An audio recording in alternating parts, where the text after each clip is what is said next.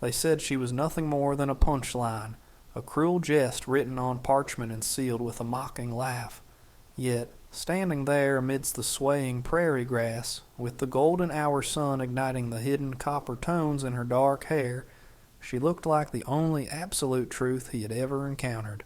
Before she became the queen of his vast cattle lands, before she was the woman who held his battered heart in hands that were both gentle and calloused, Lynn was considered refuse.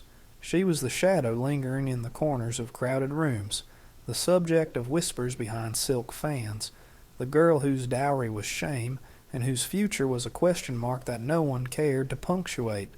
If you had told the rough residents of Ironwood Ridge that the territory's most profound love story would sprout from a malicious prank played on a solitary rancher, they would have howled with laughter. But true love, the kind that endures droughts and blizzards, often begins in the mud long before it reaches for the stars. The path to this moment had begun months earlier in the suffocating humidity of a San Francisco boarding house. Leanne sat on the edge of a narrow, sagging cot, her hands clasped so tightly in her lap that her knuckles turned white.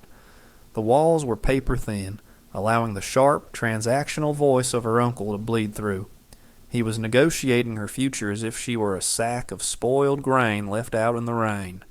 They called her the Marked One because of the birthmark that stained her left cheek, a splash of dark pigment that the superstitious matchmakers claimed was an omen of bad fortune. At 24, she was considered ancient by the standards of her community, a burden that consumed rice and occupied space. When the letter arrived from the frontier, requesting a sturdy, practical wife for a rancher living too deep in the wilds to court properly, her uncle hadn't seen a chance for her happiness. He'd seen a chance to take out the trash.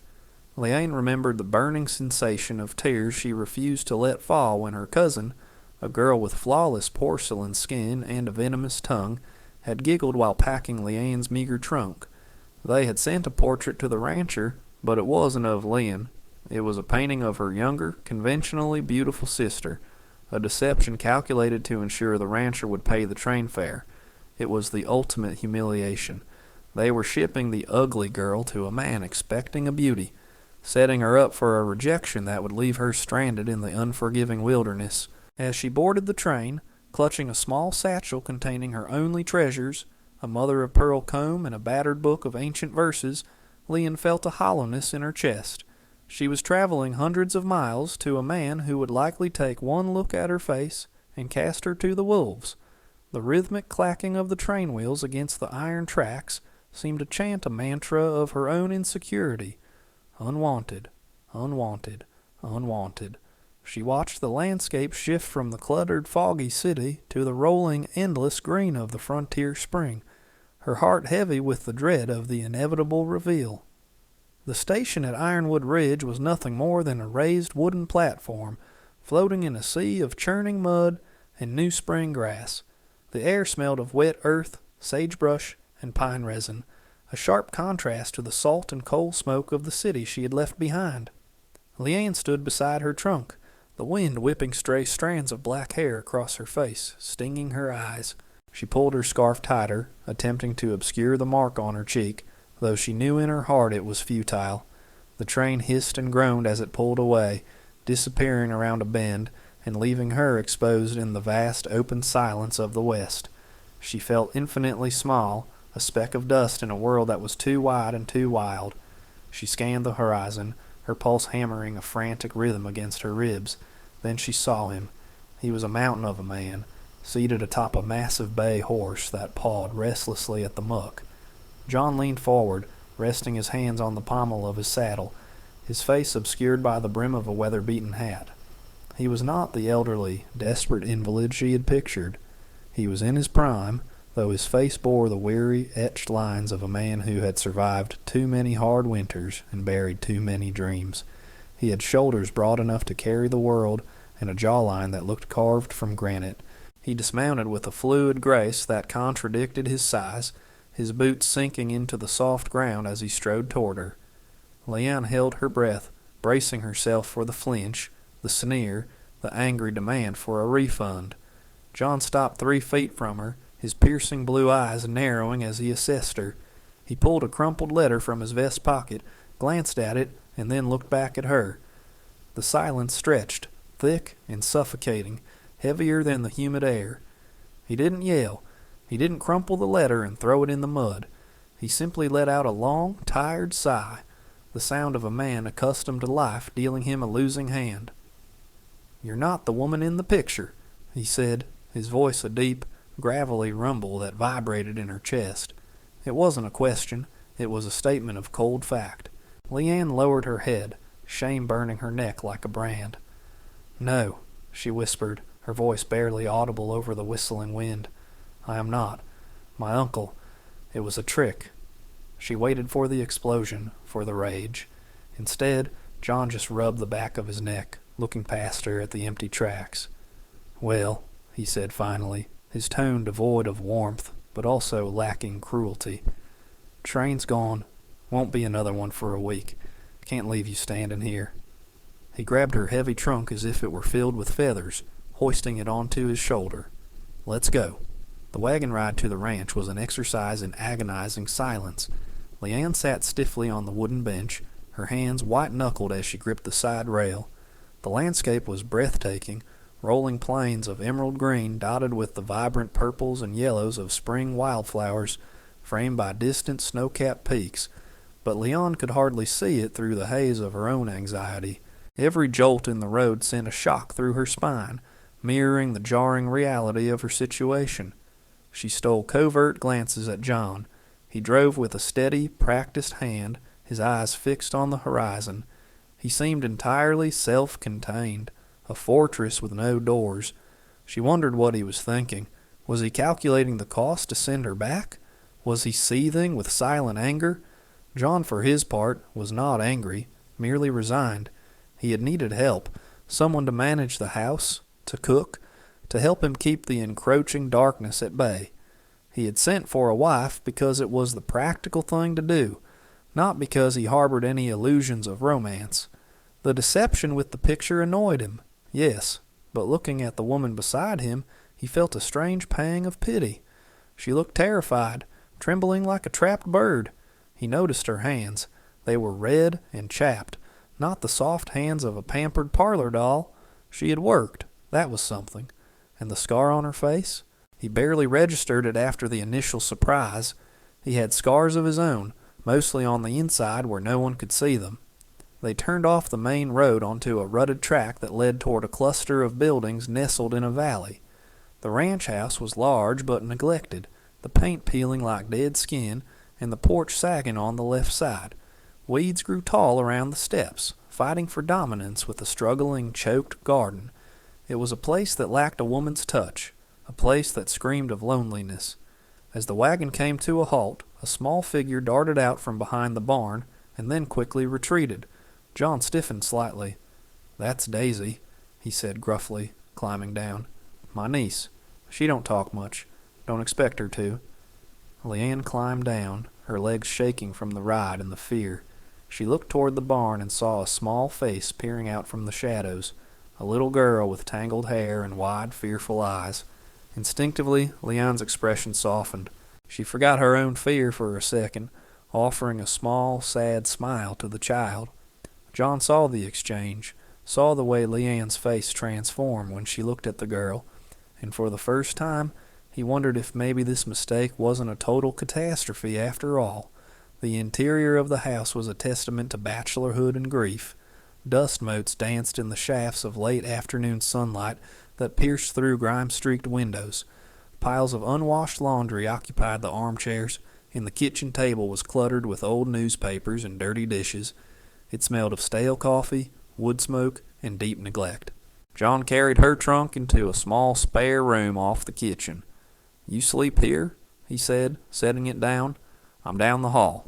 He paused at the door, his hand on the frame, looking uncomfortable. I respect a woman's space. You're here to work the house, mostly, until we figure out what to do." He left before she could respond, the heavy thud of his boots retreating down the hallway. Leon stood in the center of the small room.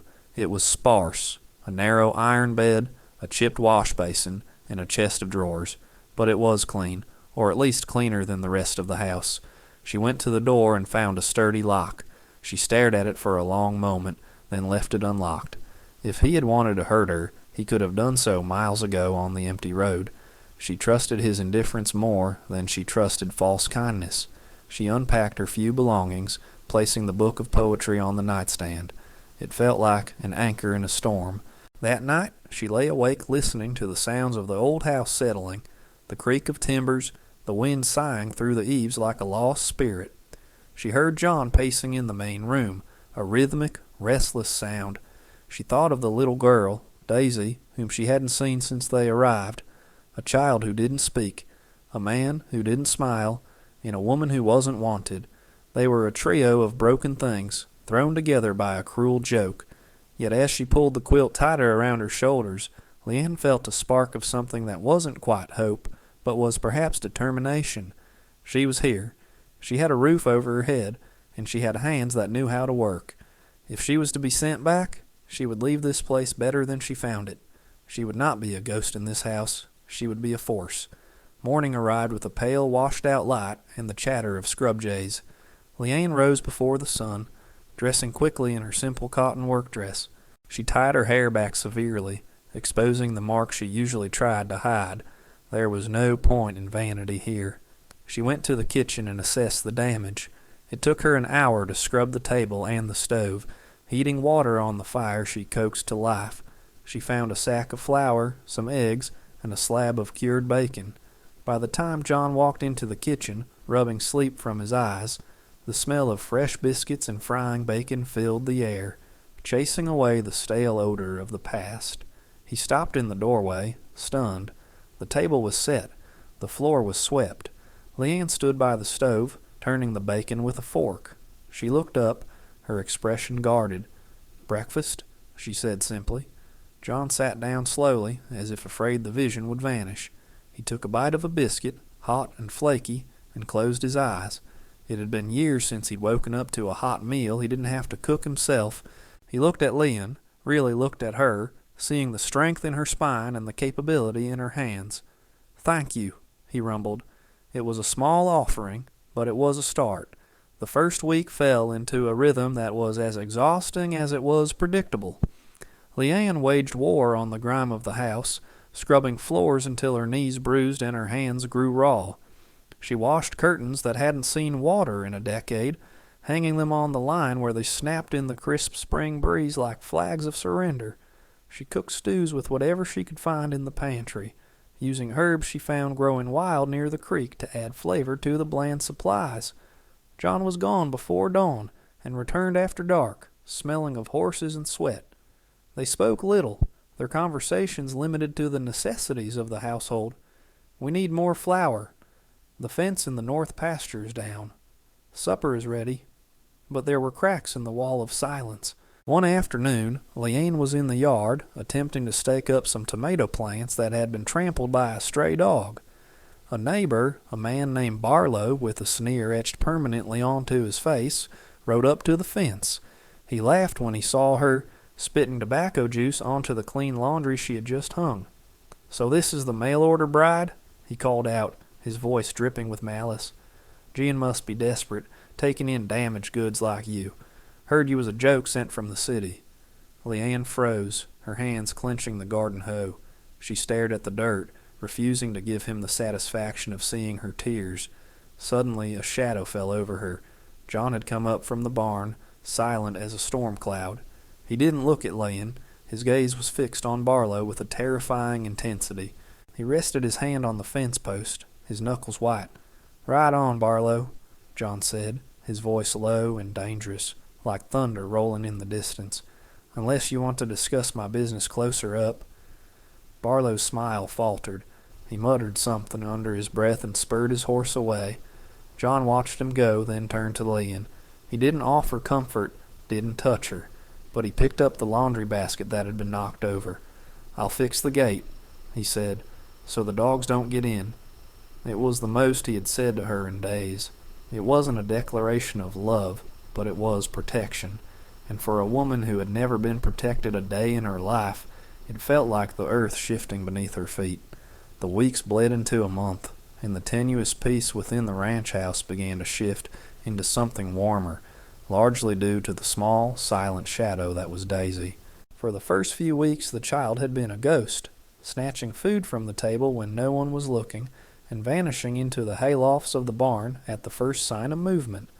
But Leanne, who knew intimately what it felt like to wish to disappear, possessed a patience that John lacked. She did not force the girl. Instead, she laid traps of kindness. She left small saucers of sweet cream on the back porch steps. She hummed low, melodic tunes from her childhood while she shelled peas, melodies that drifted through the open windows like scented air. One afternoon, while John was out mending the western fences, Leanne sat on the porch swing, the mother-of-pearl comb from her trunk glinting in her hands as she untangled the wind knots from her own hair. She sensed the movement before she saw it. A scuff of a boot, a held breath. Daisy stood at the corner of the porch, dirt smudged on her cheek, staring at the iridescent comb with a hunger that had nothing to do with food. Leanne didn't stop combing. She merely shifted on the swing, leaving enough space for a small body. "It shines like the inside of a seashell," Leon said softly, speaking to the air rather than the girl. "My mother gave it to me. She said it catches the good dreams and combs out the nightmares." She extended her hand slowly, offering the comb handle first. Daisy hesitated, her eyes darting between Leon's face and the object, before inching forward. When she finally climbed onto the swing, sitting stiffly at the far edge, it felt like a monumental victory. Leanne began to read aloud from her book of poetry, her voice a soothing rhythm against the backdrop of chirping crickets. John returned at dusk, his body aching from 12 hours in the saddle.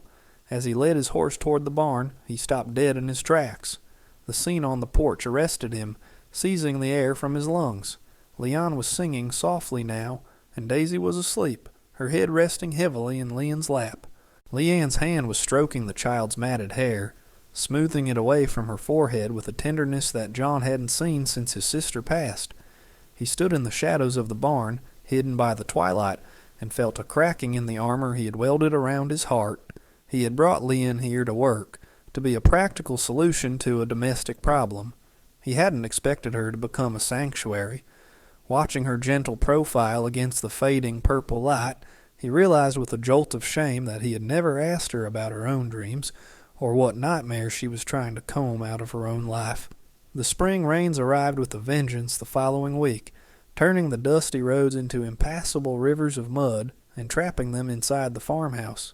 The confinement, rather than breeding claustrophobia, bred a quiet, domestic intimacy that unnerved John as much as it pleased him.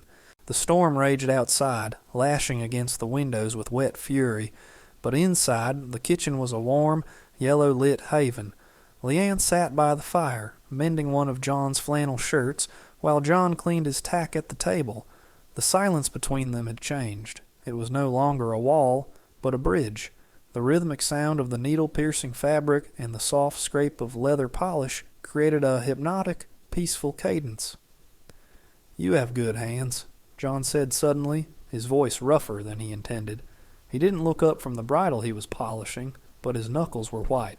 Leon paused, the needle hovering mid-stitch. She looked at her hands, reddened by lye soap, calloused from the garden, the nails short and practical. "They are working hands," she replied quietly, a hint of self-deprecation in her tone. "Not the hands of a lady." John set the bridle down and finally looked at her. The firelight danced across his face, softening the harsh lines around his eyes. "I've known ladies with soft hands who wouldn't lift a finger to help a soul," he said, his gaze intense and unwavering. "Your hands, they heal things, Leon. They fix this house. They're fixing Daisy." He paused, swallowing hard, traversing territory he usually avoided. "And they're fixing me, I suppose." Leanne felt a flush rise from her neck to her cheeks, heating skin that was usually cool. She lowered her eyes, overwhelmed by the raw honesty in his voice. "I was told I was broken," she confessed, the words slipping out before she could check them. "Because of my face, because I was too old. My uncle said I was a piece of furniture that no one wanted to buy." She touched the birthmark on her cheek instinctively. John stood up then, the chair scraping loudly against the wood floor. He crossed the distance between them in 2 long strides and knelt beside her chair, bringing him to eye level with her. He reached out, his large, rough hand hesitating for a fraction of a second before gently taking her hand away from her face. "He was a fool," John whispered, his thumb grazing the dark skin of her birthmark with a reverence that made her breath hitch. "He didn't see you. I see you, Leanne, and everything I see is right." The air between them crackled, charged with the electricity of the storm outside and the unspoken desires inside, a moment of vulnerability that knit their souls closer than any marriage contract could have. The truest test of their budding alliance came not from the elements, but from the town. It was the monthly market day in Ironwood Ridge, a necessary evil for supplies.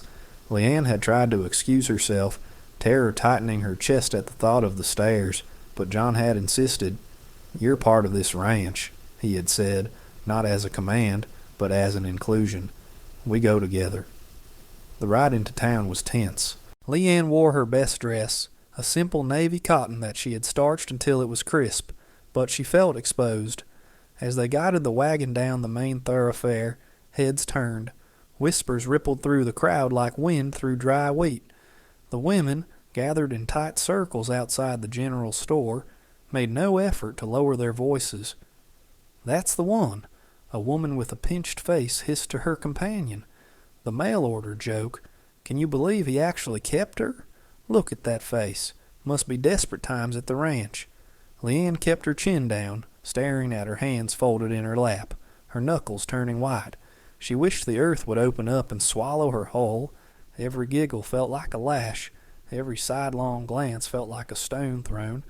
She felt John stiffen beside her, his body radiating a heat that was pure, controlled fury. He brought the wagon to a halt in front of the mercantile, but instead of jumping down immediately, he turned to her. He placed his hand over hers, encompassing it completely, right there in front of God and the entire town. "Look at me," he commanded softly. Leanne forced herself to meet his eyes. They were blazing blue, fierce, and protective. "Lift your head up," he said. "You have nothing to be ashamed of. You're worth 10 of any person standing on this street." He climbed down and came around to her side, lifting his arms to help her down. As she placed her hands on his shoulders and descended, he held her a moment longer than necessary, his hands firm on her waist. A man, the town mayor, a pompous figure named Higgins in a cheap suit, stepped forward with a smirk. "John, good to see you. And this must be the help?" The insult was calculated, sharp, and dismissing. John didn't let go of Lynn. He pulled her flush against his side, his arm heavy and claiming around her shoulders. "This is Lynn," John announced, his voice booming across the quiet street, silencing the whispers. "She is the lady of my house, and anyone who has a problem with that has a problem with me." He stared down the mare, then swept his gaze over the gossiping women, daring them to speak. The silence that followed was heavy with shock. In that moment, Leanne wasn't the ugly duckling or the unwanted bride. She was chosen. She stood taller, drawing strength from the solid wall of the man beside her, realizing that his esteem was the only mirror that mattered. The emotional high of the town visit was shattered 3 days later by a crisis that struck with the suddenness of a lightning bolt. It was late afternoon, the sky turning a bruised purple with another approaching front. Daisy had been playing by the creek, a spot usually shallow and safe, but the spring thaw from the mountains had caused the water to rise unexpectedly fast. Leanne was in the kitchen when she heard the scream, high, thin, and terrified. She dropped the kneading dough and ran, her heart hammering a frantic rhythm against her ribs. She reached the porch just as John came sprinting from the barn, his face pale beneath his tan. "Daisy!" he shouted, running toward the creek line. They reached the bank together. Daisy had slipped on the muddy embankment and was clinging to a protruding root, her lower body thrashing in the churning, icy water. The current was strong, pulling at her small frame with greedy fingers. "Hold on!" John roared, throwing himself onto the muddy bank, reaching out, but the root snapped. Daisy was swept away, her head bobbing in the frothy water. Without a second of hesitation, John dove in. The shock of the cold water took his breath, but he fought the current, swimming with powerful strokes toward the small pink dress disappearing downstream. Leanne didn't freeze. Panic tried to seize her, but she shoved it down into a cold, hard place in her gut. She ran along the bank, her eyes scanning the water, looking for a place where the current eddied. She saw a fallen log jutting out further down.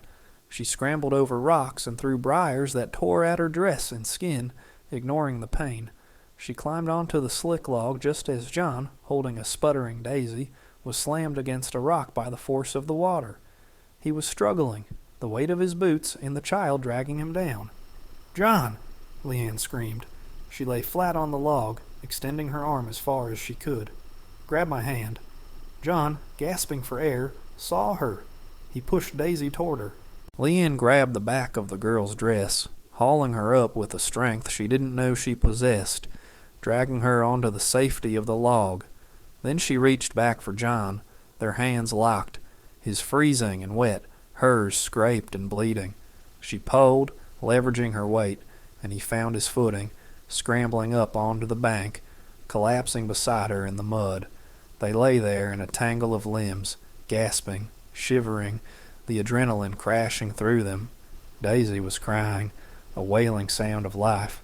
John pulled both Leanne and Daisy into his chest, burying his face in Leanne's wet hair. "I thought I lost you," he choked out, and he wasn't just talking about the child. "I thought I lost you both." The aftermath of the near tragedy was a quiet, profound shift in the very foundation of their lives. That evening, after Daisy was bathed, soothed with warm milk, and tucked into bed with Leanne's poetry book under her pillow, the house was silent. But it was a different kind of silence than the one Leon had first encountered. It wasn't empty. It was full. It was the silence of peace after a battle. Leanne sat by the fire, her hair drying in waves over her shoulders, wrapped in a quilt. John stood by the mantel, watching the flames. He turned to her, his expression solemn, stripping away the last of his defenses. He walked over and sat on the rug at her feet, taking her hands in his. The difference in their positions, him looking up at her, spoke volumes. "When you came here," John began, his voice low and steady, "I thought I was doing a practical thing. I thought my heart was dead, buried in the ground with the past. I didn't want a wife. I wanted a housekeeper." He paused, his thumbs tracing the pulse at her wrists. "But today, when I saw you in that water, when I saw you save us, I realized that if you weren't here, this house would just be wood and stone. You are the fire in the hearth, Leanne. You are the only thing that makes this life worth living." Leanne looked at him, tears spilling over her lashes, washing away the last remnants of the girl who believed she was unwanted. "I thought I was a joke," she whispered, "a mistake sent to punish you." "You were the greatest gift I never deserved," John replied. He reached into his pocket and pulled out a simple ring. It wasn't gold. It was silver, polished to a high shine, fashioned from a coin he must have worked on in secret hours. "I don't have a family ring to give you, but I have my name, and I have my heart, and I have this ranch. I want you to have all of it, not as a mail-order bride, but as my wife, my real wife." He slipped the ring onto her finger. It fit perfectly. Outside, the spring peepers sang in the darkness, a chorus of new beginnings. Leon looked at the ring, then at the scar on her cheek, then at the man who looked at her as if she were the sun rising over the mountains. She smiled, and for the first time in her life she felt beautiful. "Yes," she said, leaning down to press her forehead against his. "Yes." And in the quiet of the ranch house, surrounded by the vast, wild territory, two lonely souls finally found their way home.